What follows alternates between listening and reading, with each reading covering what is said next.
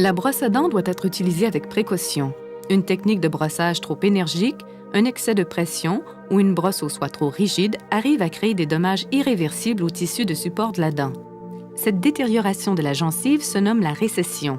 D'autres causes peuvent être responsables de la récession, telles qu'une malposition dentaire où il peut être question d'un manque naturel de gencive attachée. En respectant la fréquence suggérée de 3 fois par jour pour le brossage des dents, on risque de causer une usure de la gencive si on ne possède pas la bonne technique. À titre préventif, votre hygiéniste dentaire vous conseille d'utiliser une brosse à dents souple et une technique de brossage qui ne devrait jamais comporter de mouvements de va-et-vient sur les parois latérales. Il existe 2 types de gencives.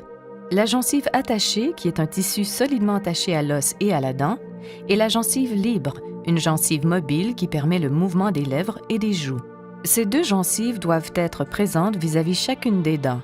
La perte de gencive attachée se nomme la récession. Si déjà, lors de votre examen périodique chez votre dentiste, on peut discerner des récessions, quelques solutions sont possibles. Dans un premier temps, une récession débutante n'ayant pas détruit toute la gencive attachée pourra être mise sous surveillance. Des mesures précises de la destruction seront notées au dossier à chaque examen. Cette façon de faire permet de s'assurer de la stabilité du problème. Une dent a besoin d'un minimum de tissu de support.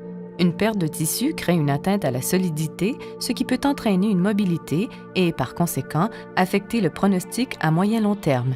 Pour les cas de récession marquée, on proposera une greffe de tissu mou qui vise à protéger l'os sous la gencive. La greffe se fait sous anesthésie locale.